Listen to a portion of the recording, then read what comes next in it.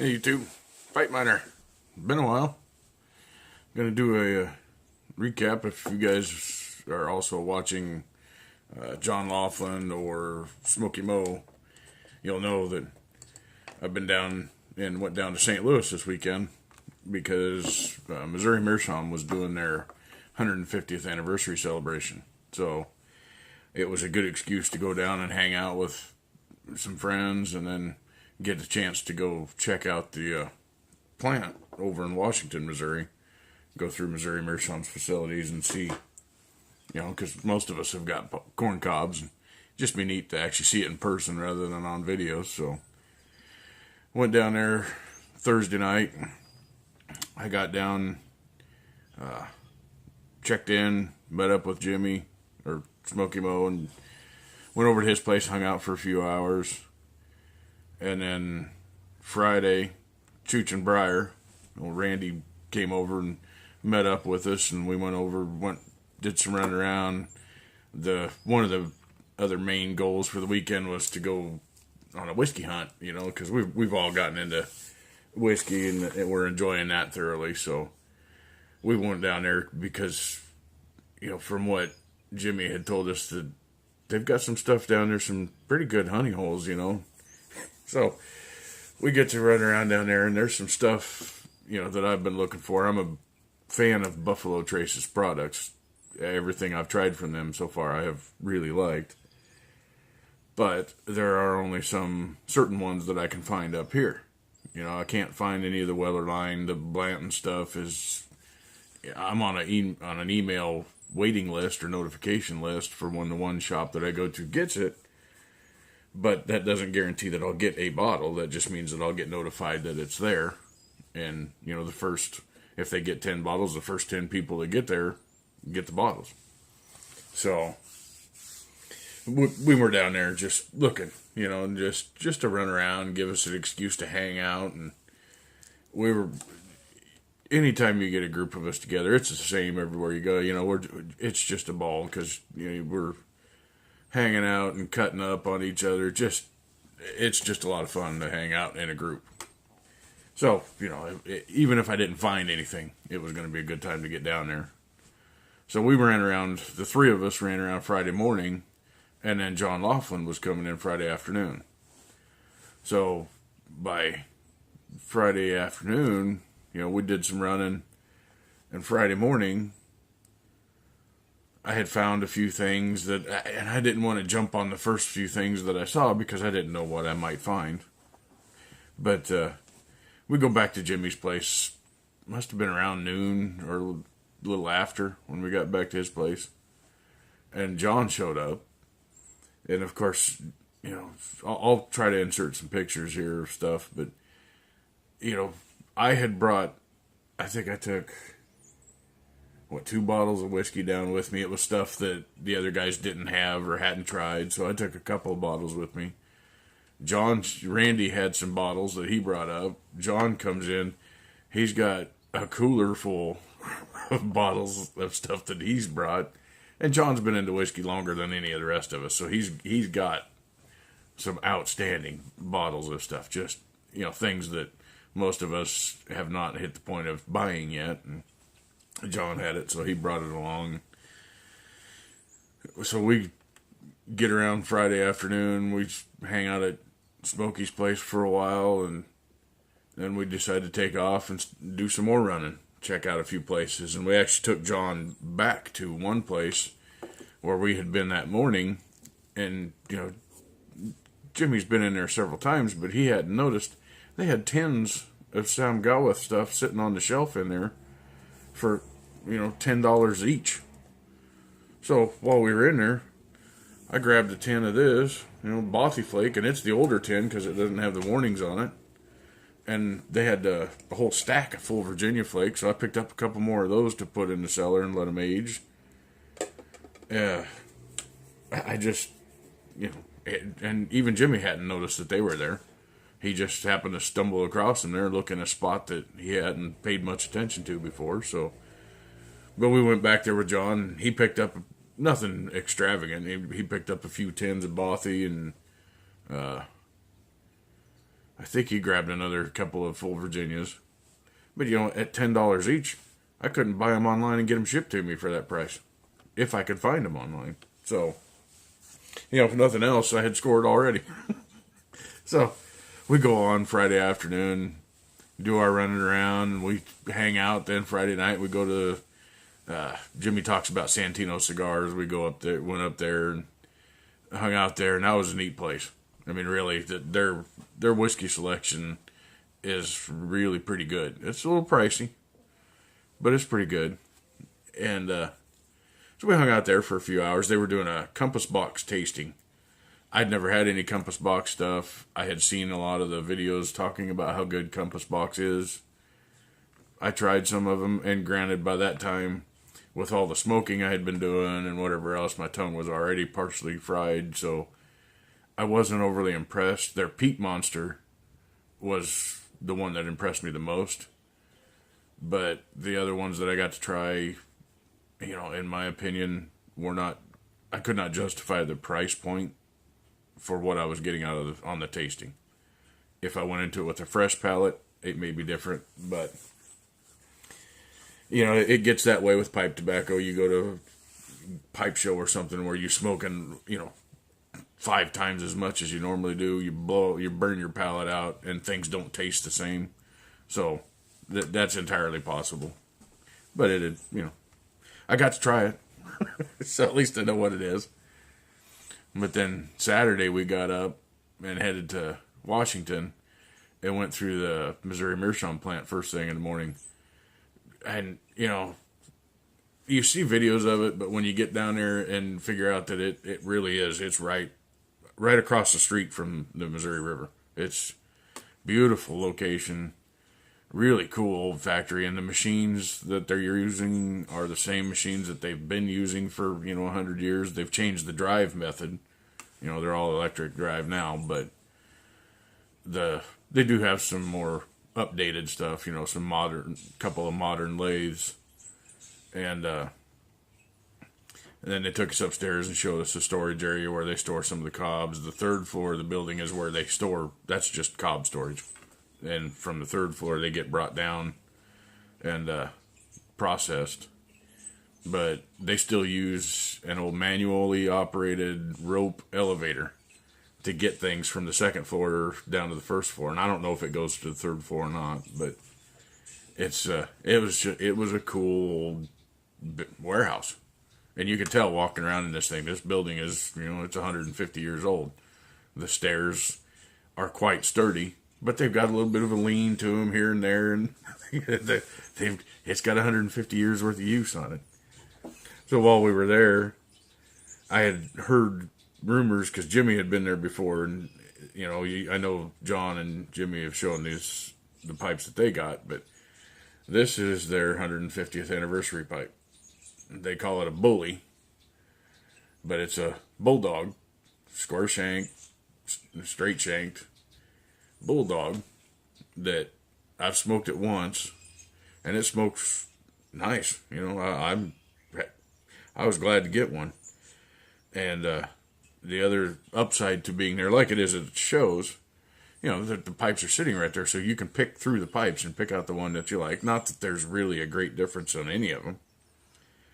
But, you look at the pipes and you can see it's got the wood plug in the bottom. It's got the little groove on it.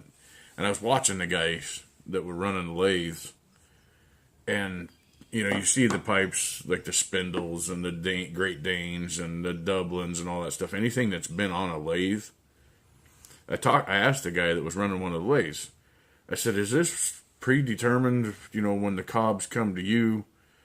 Do you know that this batch is going to be Dublins or this batch is going to be Spindles? And he told me no. He says that's all up to him. When he grabs that just because they're cut for length, when he grabs that cob out of the pile, he looks at it and he determines what shape it's going to be. And then he just jams it on the lathe and away he goes. And then they don't shut much of anything off. I mean, they're set up with a wedge fit so that he can grab that cob and just tap it onto the lathe. It starts spinning. He starts cutting, taps it off when he's done, and moves on to the next one. So that I thought was really cool, that there's, just a couple of guys in that factory that any of these bowls that have complex shapes on them that have been turned on a lathe, they're the ones deciding that's what it's going to make.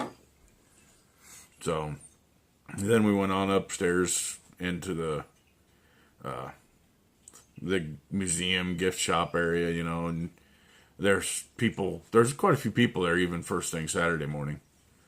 But no, that's where we bought the pipes, and they had, the full Cobbett line was up there. You could have bought church wardens, everything they've got, they had.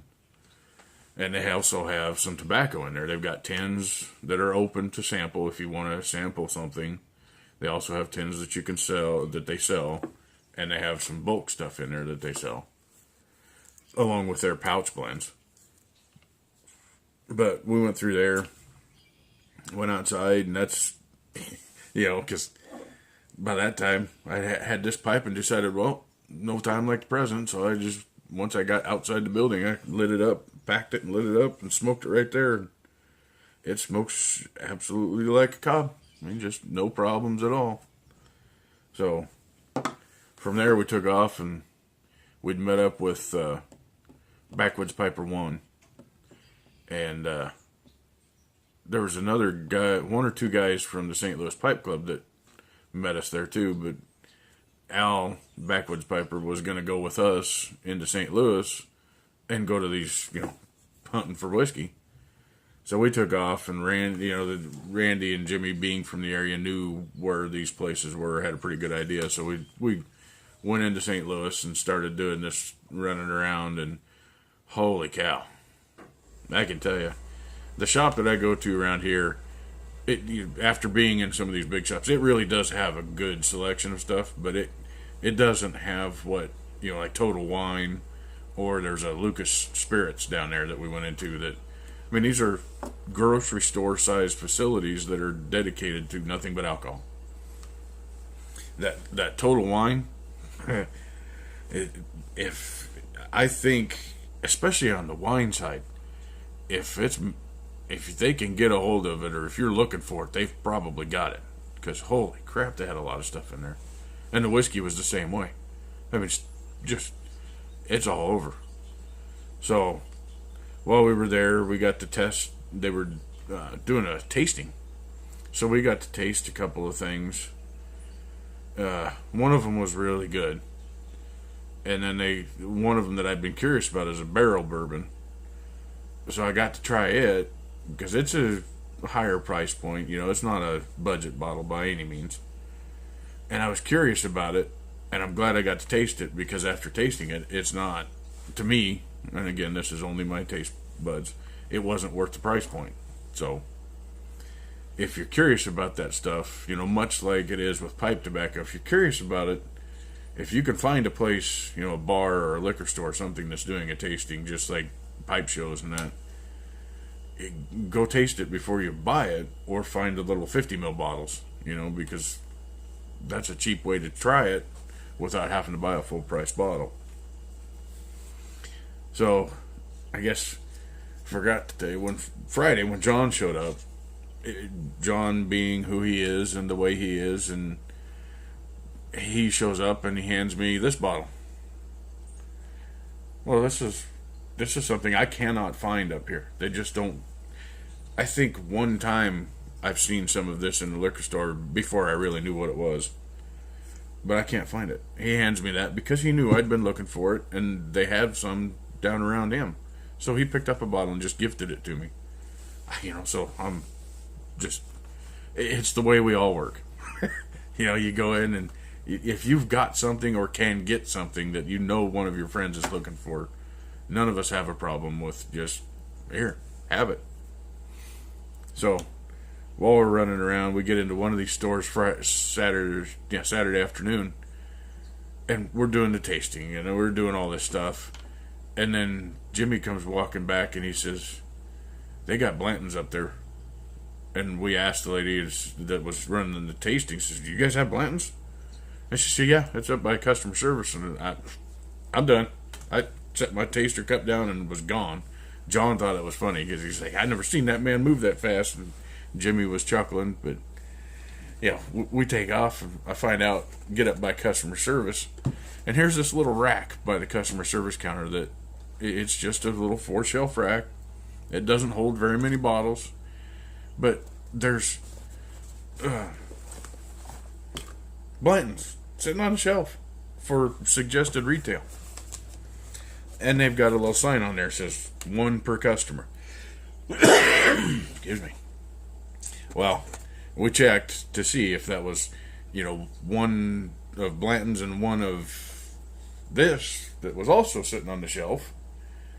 And John had told us that this particular blend is going away. They're doing away with the Antique 107. They're going to go to they call it a full proof. It's a barrel proof version of it. But there's a bottle of Blanton's and a bottle of Weller sitting there. And I thought, oh crap. Well, I knew I was buying the Blanton's. So, because I've been looking for that for a long time since, I had my first taste of it several months ago. And once I got a taste of it, it was done. I was looking.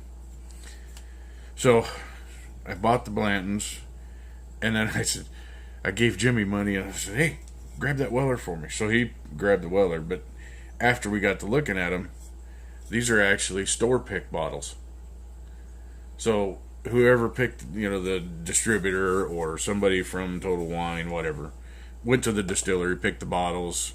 They went through the whole thing. That whole barrel was purchased and bottled for that store.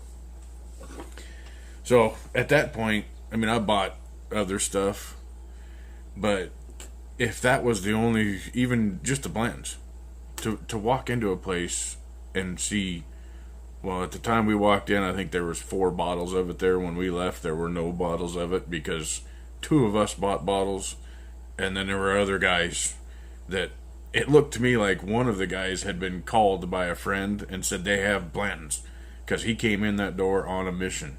Made a beeline right straight for the rack. So he got a bottle of it, and another guy bought a bottle of it. So I think they were out of Blanton's. They did have some more Weller, but just the quantity of things, the Suntory Hibiki. It's an outstanding Japanese whiskey. Up here, it's very limited runs. I'm on an email notification list for that one. Get down there, the first store we walk into, they had 4 bottles sitting on a shelf and 3 more cases sitting on the floor. And then we go to the second store, and it's just a normal shelf item like Jack Daniels at that store. So, it's just walk in and buy it whenever you want. Some of the higher end scotches and stuff that you see, it's just, it'd be like walking into Smoking Pipes and just being able to walk into their warehouse shelves and start picking stuff off, just crazy. But we had a blast, and we went and we did a tasting then Saturday night. We set it up in a hotel conference room. And we had some stuff that, the sheer volume of stuff that we had was astonishing. But Randy had a couple of bottles that were his dad's that he brought over. And he wasn't sure exactly. He thought he had an idea how old they were, but we got to looking at it, and him and John got to checking on it. And it looks to us like this, because he had one of the bottles is this Weller from 1973. So that's a 46-year-old whiskey. Well, John had a 10-year-old version, and we had a couple bottles of the current version. So we got to compare the 3. So that was one 46-year-old whiskey we got. And then Randy had also found this little pint bottle, I think it was a pint or half pint, of Old Taylor. Which, Old Taylor is the old version of this. This is the current version, the Colonel E.H. Taylor. But he had that old bottle that was also from 1973. So we got to try some of that. And I'm going to tell you, that Old Taylor I think it's the smoothest whiskey I have ever tasted. Just, it honestly had no more burn going down than water. It was good. And it was 80 proof. Had been unopened. So it was that was something that I may never get to do that again, ever.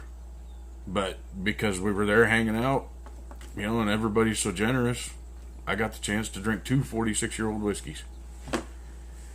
So we had, by Sunday, everybody had either had things going on, or I came home yesterday. It was, it's 7 hours of driving for me to get from St. Louis to home. John took off and went back home yesterday, so it was one heck of a weekend, and I knew it was going to be a blast just because we had met, some of us, me and Smokey Mo and Chooch and Briar and Carving Piper, Jared, had met up at the Kansas City show last fall. And just the chance to get to hang around even for a small amount of time it's so much fun. Because we interact through here and through house party and whatever else. It is like meeting old friends because we knew each other already. But getting to hang out in person is really cool. So my advice, if you get a chance, if you've got somebody in your area, I know they did a big meetup. There's a bunch of them at Boswell's this weekend too. And, the videos I've seen from those guys all are saying the same thing. Man, if you get a chance that you can meet up with somebody in your area, go do it. Even if you got to drive a couple hours, it's worth it. It is absolutely worth it. So, I have rambled for long enough, and I'm going to, I don't know if I may try to throw in a picture or two. We'll see. I'm not very good with editing, but until we get a chance to talk again, remember, life is short. Stop and smell the smoke.